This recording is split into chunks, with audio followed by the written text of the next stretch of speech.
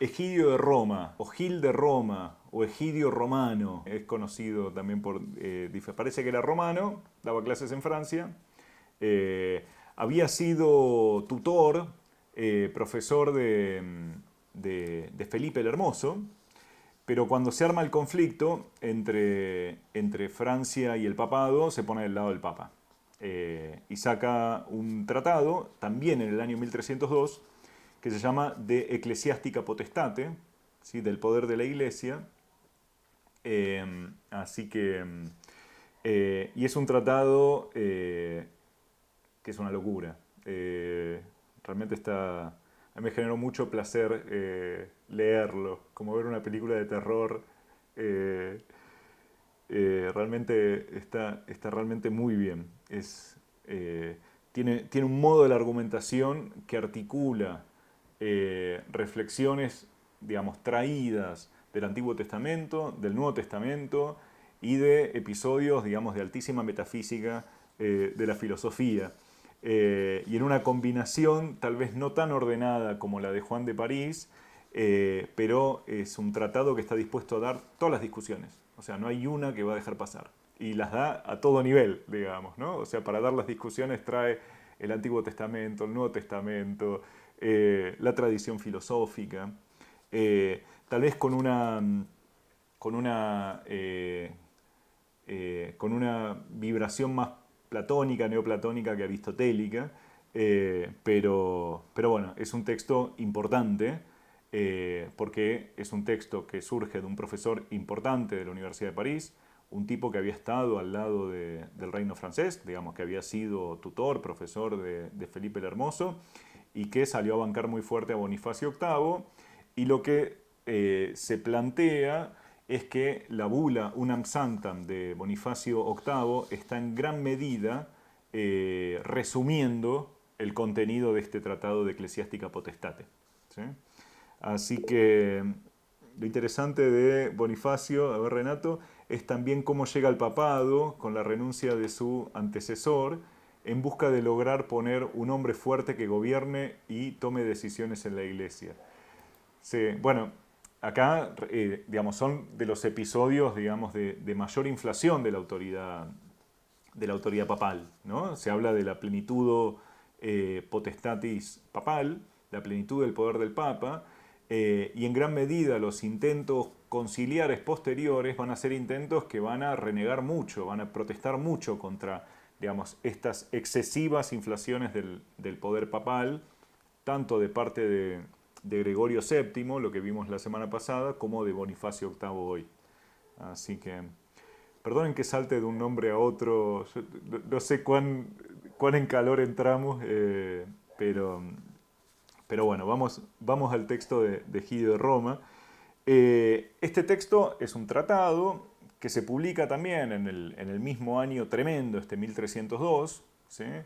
La, la, la, eh, el fake news de la bula de Bonifacio VIII, la convocatoria a Estados Generales en Francia, el ultraje de Anagni, digamos, ¿no? Es un año tremendo. Bueno, sale Egidio de Roma con este tratado. Es un tratado que tiene varios capítulos distribuidos en tres partes. La primera parte establece la distinción entre poder espiritual y material. La segunda parte se dedica a la cuestión de los bienes temporales. ¿Sí?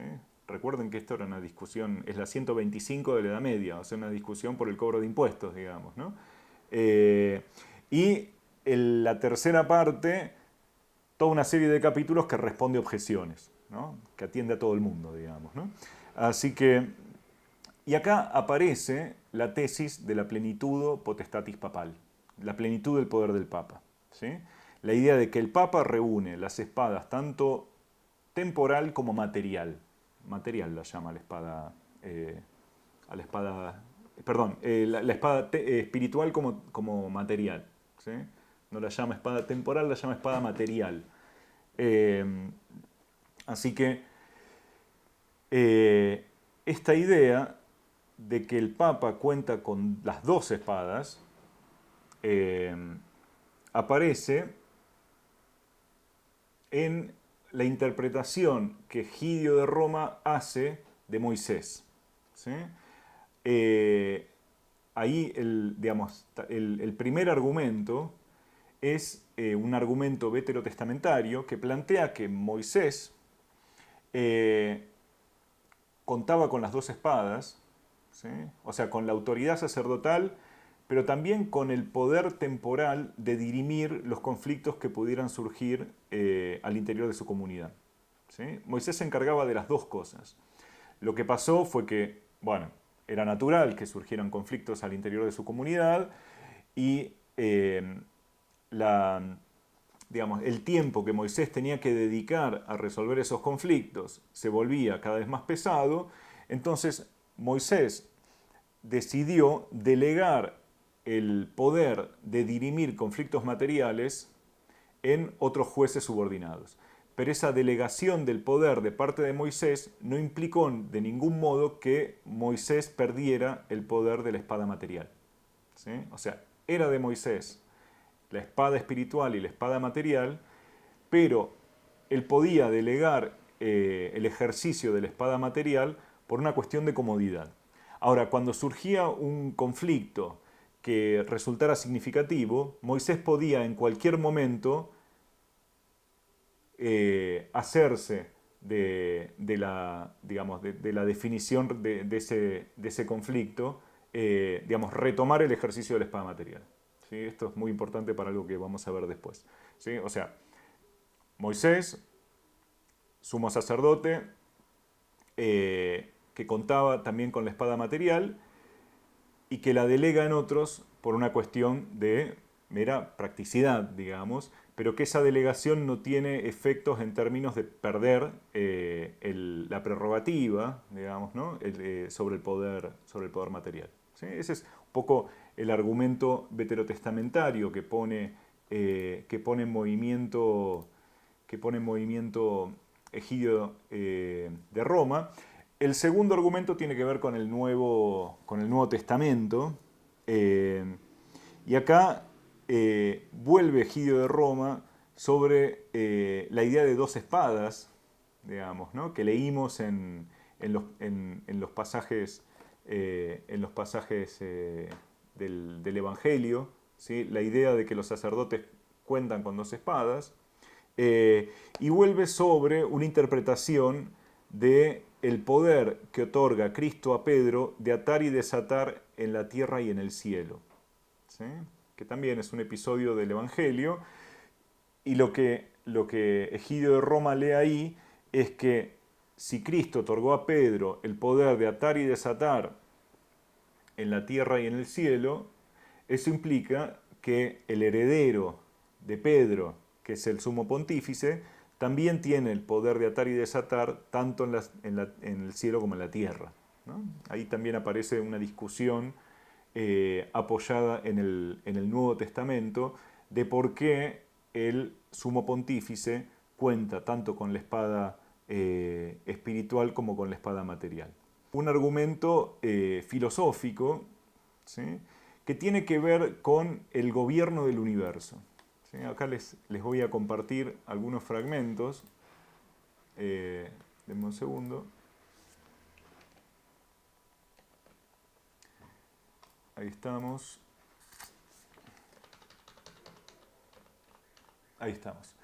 Dice, la iglesia tiene ambas espadas, pero no de igual modo. Tiene la espada espiritual para su uso y la temporal a su disposición. Bueno, esto aparece como conclusión de sus reflexiones sobre la figura de Moisés, ¿sí? O sea, del mismo modo que Moisés tenía la espada espiritual para su uso y la temporal a su disposición cuando precisara usarla, ¿sí? De igual modo, la iglesia tiene ambas espadas, la espiritual para su uso, la temporal a su disposición. Y acá aparecen una serie de reflexiones que son relativamente extrañas digamos, a la argumentación, digamos, apoyada en el Antiguo y en el Nuevo Testamento que venía de darse. Dice Egidio, vemos en el gobierno del universo que toda sustancia corporal es gobernada por la espiritual. Los cuerpos inferiores son regidos por los superiores, y los más toscos por los más sutiles, y los de menor poder por los más poderosos. Toda sustancia corporal es regida por la espiritual y toda sustancia espiritual es regida por el sumo espíritu, es decir, por Dios.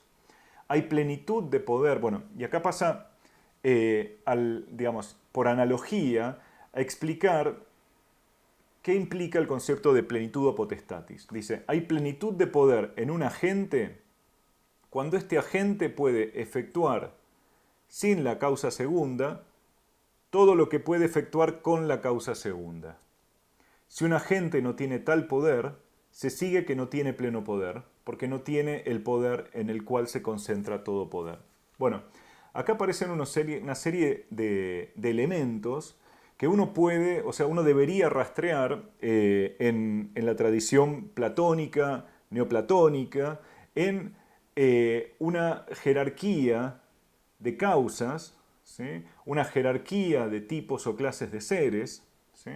Donde lo espiritual está sobre lo material inferior está sobre lo material superior, y todo esto se ordena conforme un arreglo cósmico, que es un arreglo jerárquico.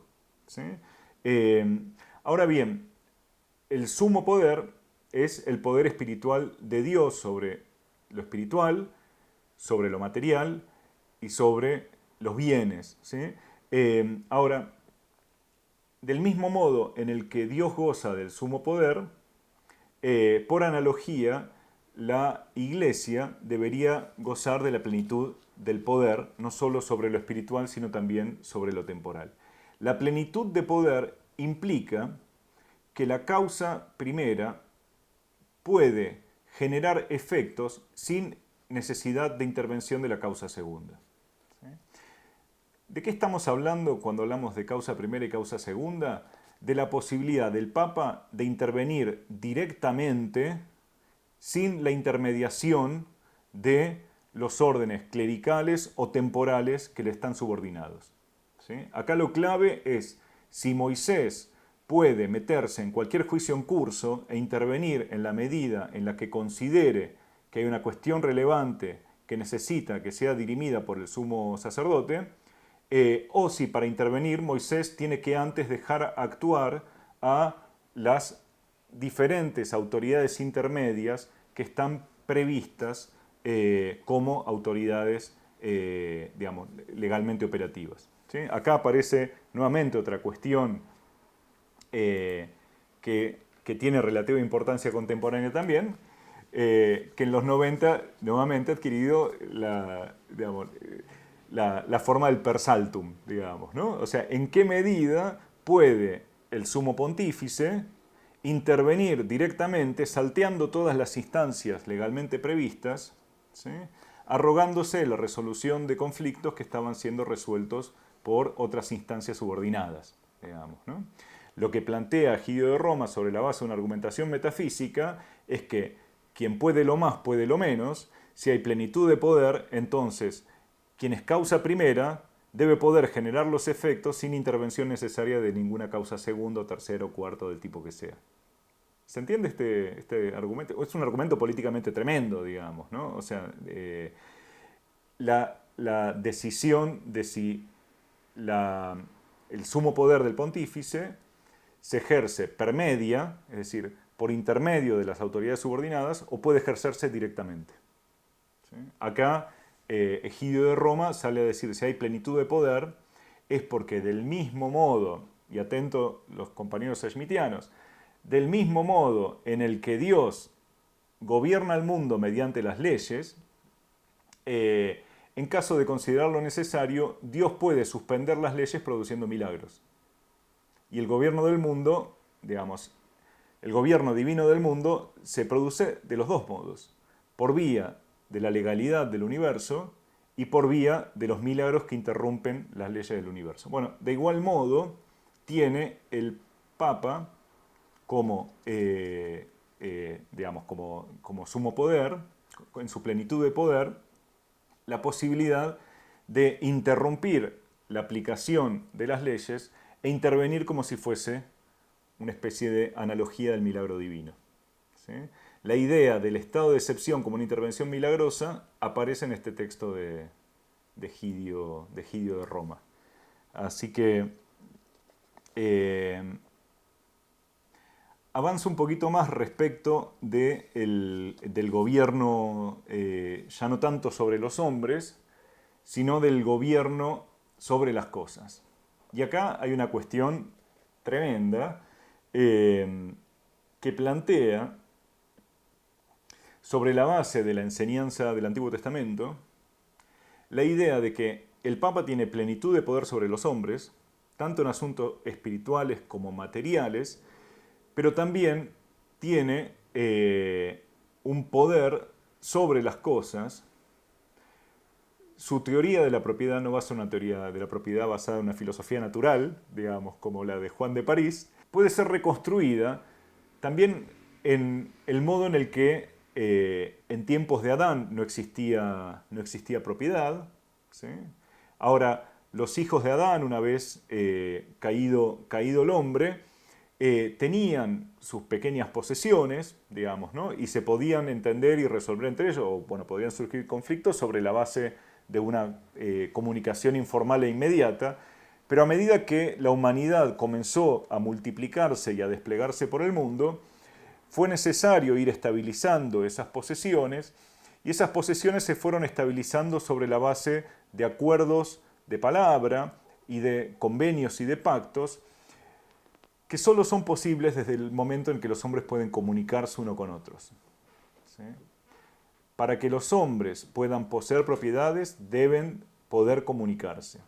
Para poder comunicarse unos con otros, no deben estar excomunicados. De igual modo, la posibilidad de la propiedad depende de participar de la comunicación de la comunidad de los creyentes. Allí donde el sacerdote excomunica, excomulga a alguien que generó una infracción a la fe, bueno, aquel que queda excomulgado queda también excomunicado, expulsado de la posibilidad de la palabra que permite toda propiedad. Se sigue esto, ¿no? Acá tenemos dos teorías de la propiedad tremendamente desiguales, ¿no? Así que, si les parece, comento respecto de estos dos aspectos que a mí me interesan especialmente, que son las cuestiones de la temporalidad que marcan este tratado y la cuestión de la tensión entre cargo y persona. Y después vamos a la bula Unam Sanctam de Bonifacio, que es un textito súper corto, muy importante, relevantísimo, y en gran medida redactado sobre la base de las enseñanzas que están presentes ya en este texto, en el de Ecclesiastica Potestate de Egidio de Roma. Respecto de la temporalidad de Egidio de Roma, bueno, a Egidio de Roma le preocupa muchísimo el tema de qué es primero. Que si es primero el sacerdocio, el reino, si había reyes antes de que hubiera sacerdotes, si los primeros reyes fueron en realidad sacerdotes. Bueno, hay una preocupación sistemática por establecer la anterioridad del sacerdocio como marca de la superior dignidad del sacerdocio sobre todo otro poder, ¿no? Y después, sobre la tensión entre cargo y persona, establece Egidio de Roma una distinción entre la perfección de la persona y la perfección del cargo, ¿no? Que también acá hay algo que resuena, ¿no? en la distinción entre la dignidad del cargo y la indignidad de la persona, ¿no?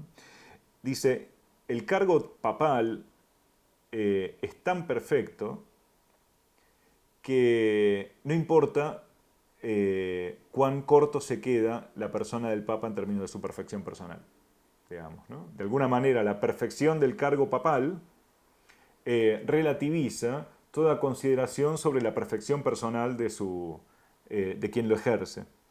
El cargo papal es tan perfecto que el Papa juzga a todos, no puede ser juzgado por nadie.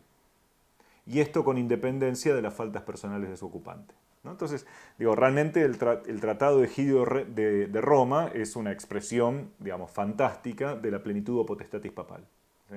O sea, es uno de los momentos más más intensos de afirmación de la plenitud del poder del Papa. ¿Sí? Posee las dos espadas, las ejerce cuando quiere, puede intervenir en cualquier litigio, en cualquier nivel, sin intermediación de nadie, puede establecer los términos del gobierno sobre los hombres, pero también el término del dominio sobre las cosas, ¿no? Bueno, en ese clima estamos, discutiendo sobre impuestos, cuando Bonifacio, y con esto termino y hablamos un poquito más, emite esta bula, Unam Santam, en este año tremendo, en el año 1302, que también contiene una serie de episodios del Antiguo Testamento, del Nuevo Testamento y, digamos, episodios que uno podría identificar con una filosofía, digamos, de orden mucho más platónico, neoplatónico que aristotélico. ¿Sí? Con respecto al Antiguo Testamento, y acá les comparto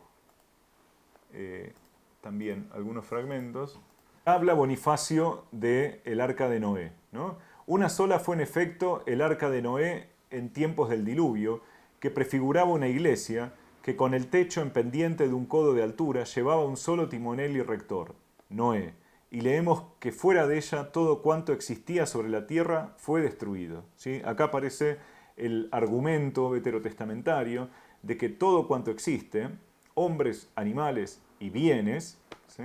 existe en virtud de la intermediación de la plenitud de poder de este sacerdote que fue Noé. Ahora, con respecto a los evangelios, al Nuevo Testamento, introduce en esta bula Bonifacio dos argumentos. Dice, los dichos de los evangelios nos instruyen que aquí en su poder hay dos espadas, a saber, la espiritual y la temporal. Porque al decir a los apóstoles Cristo, aquí hay dos espadas, es decir, en conversación con los apóstoles en la iglesia, el Señor no respondió que esas dos eran demasiadas y no suficientes. ¿Recuerdan el pasaje del Evangelio que leímos al comienzo? Digamos, entre los apóstoles había dos espadas, a Cristo le pareció que eran suficientes, no dijo, no, con una basta, con la espiritual basta, sino que convalidó Jesús que entre los apóstoles hubiera dos espadas, bueno, por algo muy significativo habrá de ser. Y plantea seguidamente, ciertamente, quien niega que haya una espada temporal en poder de Pedro, no hace caso a las palabras del Señor al pronunciar envaina tu espada. Recuerdan ahí que cuando entró Judas para llevarse a Cristo, Pedro sacó la espada para defender a Cristo, hirió en la oreja a Judas y Cristo no le dijo deshazte de esa espada, sino envaina tu espada, guardala. Tal vez la necesites más adelante porque es del poder apostólico, es del poder sacerdotal contar con una espada temporal, con una espada material. Sigue con el tema de las dos espadas Bonifacio. Cada una de estas espadas está pues en poder de la iglesia, es decir, la espada espiritual y la material. Pero una ha de esgrimirse en favor de la iglesia, la otra por la iglesia. ¿Sí? Es decir, las dos las esgrime la iglesia, pero la iglesia puede delegar el ejercicio de la espada temporal, la espada material, en la medida en que esa espada se ejerza en favor de la iglesia, la otra, la espiritual, se ejerce por la iglesia. Una por el sacerdote, la otra por mano de reyes y soldados, si bien a indicación y consentimiento del sacerdote. Bueno, y este fragmento es un fragmento que responde ya a una argumentación que no es ni del Antiguo Testamento ni del Nuevo, sino que responde a esta vertiente filosófica neoplatónica. Acá recupera a un teólogo contemporáneo de Gelasio, del siglo V,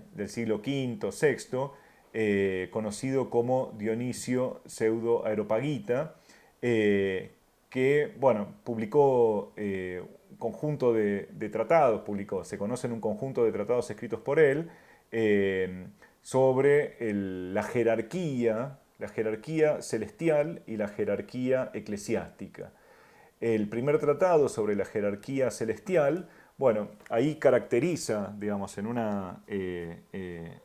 digamos, con una impronta claramente neoplatónica, digamos, un orden jerárquico que va de lo más perfecto a lo menos perfecto, que se organiza en una serie de tríadas jerárquicamente ordenadas, donde van descendiendo las jerarquías de los ángeles que se articulan en términos de coros, ¿no? Realmente es un tratado, está traducido al castellano, es precioso en lo delirante que nos resulta hoy, ¿no? Pero hay diferentes jerarquías de ángeles que las va describiendo uno por uno, de los más excelentes a los menos excelentes. Bueno, en el segundo tratado, que es de la jerarquía eclesiástica, transpone el orden, digamos, jerárquico del mundo celeste al orden de la iglesia y también va estableciendo una serie de jerarquías donde, y acá aparece, ¿no? en la reconstrucción de Bonifacio, dice, pues según el bienaventurado Dionisio, es la ley de la divinidad que lo más bajo sea reducido a lo más alto por vía del intermedio. Por lo tanto, según el orden del universo, no todas las cosas se ordenan del mismo modo e inmediatamente, sino que las cosas más ínfimas son ordenadas por las medianas y las inferiores por las superiores. ¿Sí?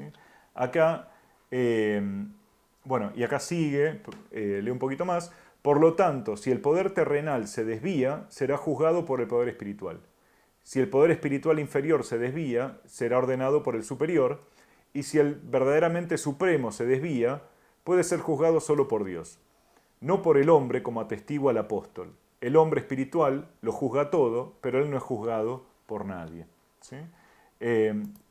Acá lo que tenemos es, digamos, por un lado, la marca de una influencia muy clara y programática del texto de Egidio de Roma sobre el tratado de la bula Unam Sanctam de Bonifacio VIII, que se apoya en argumentos del Antiguo Testamento, del Nuevo Testamento y argumentos de índole filosófica, pero que tiene una divergencia en un aspecto central, sutil pero central, que le permite, digo, esta es la argumentación de Bertelloni, matizar la plenitud de poder papal que Egidio Romano atribuía en su tratado. ¿Sí? Mientras que para Egidio Romano, quien puede lo más, puede lo menos, y la causa primera puede producir efectos sin intervención de la causa segunda, y eso tiene un correlato, digamos, claro en términos de la posibilidad del Papa de intervenir, digamos, milagrosamente, digamos, ¿no? Suspendiendo toda legalidad y todo orden de autoridades e interviniendo directamente sobre el asunto que considere. En el texto de Bonifacio, la plenitud de poder, la plenitud de potestatis papal, sin embargo, debe, digamos, ordenarse conforme a una jerarquía en la cual el Papa ejerce su poder per mediam, ¿sí? Por intermedio de las autoridades y poderes a él subordinados, digamos, ¿no? O sea, para Bonifacio el poder papal implica digamos, un poder superlativo, cuenta con la espada material, del mismo modo que lo dice Egidio de Roma, pero la diferencia es que para Bonifacio esa plenitud del poder papal en asuntos espirituales y temporales se ejerce per mediam, por intermedio, ¿sí? de las diferentes instancias jerárquicas que conectan al Papa con el conjunto, digamos, ¿no? Mientras que para Egidio de Roma la intervención se puede parecer mucho más, digamos, al ejercicio de la excepción, ¿sí? de una intervención de la excepción que suspende toda legalidad y toda jerarquía. ¿Sí? Así que bueno, hasta acá la presentación de Juan de París, de Egidio de Roma, de Felipe el Hermoso y de Bonifacio.